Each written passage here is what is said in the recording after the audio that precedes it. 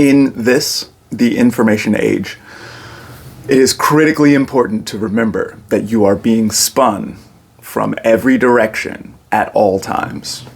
None of the media that you consume is unbiased. It's impossible, including what I'm doing here, and including everybody else in this space. It's always going to come from a bias. And so whenever you are being induced to feel a kind of way based on some kind of sensational situation that's happening, some kind of sensational video or other information, we live in the information age now, then always remember that you are being spun, and there is an opportunity for you to cultivate your own power rather than passively giving your power to the one who would have you feeling things and talking out your neck. Be aware of that this week as we have Mars and Pluto together in Aquarius at the same time that the moon is together with Uranus in Taurus. That looks like a loud flashbang kind of moment, and a lot of people are going to be feeling a lot of feelings. Are you going to take advantage of that moment, or are you going to be swept up in the wave? Let's see how it goes. Thank y'all so much for being here. It's your boy Zamboni. You can go to zambonifunk.com if you want to learn how to do what I do. If you want to learn to cultivate your own power, Astrology from the Ground Up is the astrology course that I have created, and it is great, and you can cultivate your own power in understanding how information works in complex systems. That's a great place to go for that. So check that out. If you don't want to do all that and you just want me to do a reading for you, you can get that too at zambonifunk.com. Check it out. So this week we have everybody is in Aquarius, right? And so we've already seen Venus and Jupiter, or Venus and Mercury and the Sun conjoin Pluto early in Aquarius. So already we've seen this feeling of needing to work with backdoor power plays in order to make something happen. Like none of this is visible in the sky, right? The only thing that we can see in the sky right now is the sun. We can't see any of these other planets because they're all too close to the sun, which is outshining everyone. That means that there is stuff that is going on in the disappeared space that we can't always see, and we can guess that there's a strong power play going on at the same time. Pluto is the one who brings the important power plays, and seeing Pluto in Aquarius also suggests that new technology, forward-facing technology, is going to be an important move in some kind of way. For context, Pluto in Aquarius is associated with forward-facing technology every 250 years, every time Pluto comes to this space. So like even the craft of astrology is associated with Pluto in Aquarius. Like Pluto astrology comes onto the historical record at a moment that Pluto was in Aquarius. And so there's something about getting and understanding information as a power play that takes people forward. So that's why I always say, if you want to cultivate your own power and you don't want to leave all of your power on the table for someone else to have, then learning astrology for yourself is a strong move that it continues to be useful. It helps you to learn how to make predictions at a rate that is greater than chance, right? That's why you should go check out Astrology from the Ground Up. That's why you should get a reading or whatever. But taking control of the way that information functions for you is paramount. Now, the spin thing that I mentioned before, what we can notice is that this week we have in Aquarius, at 15 and 16 degrees of Aquarius, we have a Venus and Mercury conjunction. So Mercury is the planet that has to do with communications, narrative, storytelling, that kind of thing. Venus is the one that has to do with relationships, cooperation, wants to bring things together. There's a certain kind of adherence or adhesion, cohesion. We want cooperation to happen with Venus a lot of times, right? And so with this in mind, then, and Venus is often associated with like feelings, the way that stuff feels. Venus is also ruling Taurus. We'll come back to that in a minute.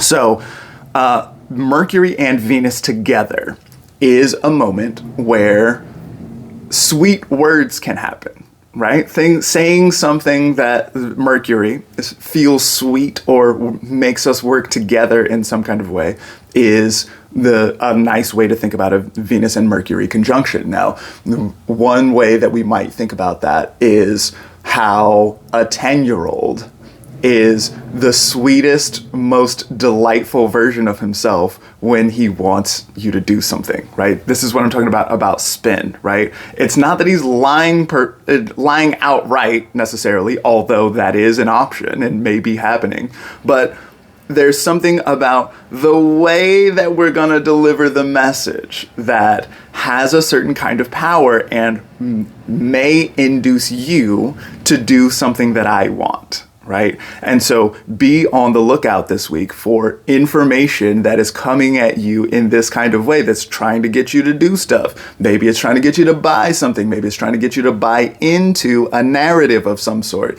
So for you, it's going to be a good idea to take a step back and be like, hold on a minute. What are my own interests? What matters to me? What are my values here? Venus is really great for determining your values, for looking into what matters to me, what kind of things do I want and not want, and that kind of thing, and getting clear on your values, and then seeing what else is coming in and seeing how you can relate to that kind of thing. Maybe you like it, maybe you don't like it, maybe you feel like getting caught up in the wave, maybe getting caught up in the wave is the right thing to do in this moment, right? It depends on where you are. The other thing to think with here is that how can you participate in the narrative spinning of the world? Because there is one of the most important ways to create value in the world that we live in now is to create the perception of value, is to create this sense that things are actually good. And so if you think that things are good, then things simply are good. That is what goodness is. And so if you can get to a place where you're like, yo, the more beautiful world that our hearts know is possible is in fact possible here and now today. I have access to beauty and delight today, then maybe I can access beauty and delight today. If the narrative that I have running in my head is that everything is terrible all the time, then I am training myself to look out and see that everything is terrible all of the time, right? And so working with narrative and spin is maybe one of the most important things that we possibly can do, especially since that we can see this week we've got Mars and Pluto conjunct. So we've seen all the other conjunctions to Pluto. This week, Mars is the aggressive planet. Mars is the war-making planet. Typically, a Mars-Pluto conjunction looks like something violent. It looks like something that is, Mars is aggressive and Pluto is outlandish or doing the most. I often think of Pluto as the funhouse mirror. And so there's something about a distorted image that creates doing the very most, going to extremes, that sort of thing. So an extreme Mars kind of situation looks like a lot of aggression or fighting or sharpness or burning things, this kind of stuff. Looks like it wants to show up in a really big way here. Now, what is especially volatile about that is that at the same time that Mars is creating or is making this conjunction with Pluto in Aquarius, we also see that the moon on the same day as that is in Taurus with Uranus. Uranus is a planet that is associated with chaos and disruption, with things flying out of left field, and you never know what's going to happen. Unexpected things show up with Uranus a lot of times. Now, this looks great for innovation. This looks really good for invention and trying new things in a practical and tangible way if we think about how physical Taurus tends to be, right? Now, you know, this does look like it's going to be really good for innovating weaponry or something like that. Innovating, you know, like, especially if we are in the information age, then maybe some of the warfare that takes place in this moment is in the information space, cyber warfare, this kind of thing. This looks like a really good time for that. So maybe you need to get your like VPN game together or something like that, right? That's something to think about in this moment that we live in. But there's also an opportunity here to invent your way into the more beautiful world that our hearts know is possible. So whenever I see this Pluto stuff happening, then I think of how important the information is and how important it is for me to take control of my own access to information, something like that, in order to empower myself. If you can't trust what everyone else is saying. You have to like make a conglomerate image of what everyone is saying in order to get an idea of what might be true. Then it is my job to frame it in a way that benefits me.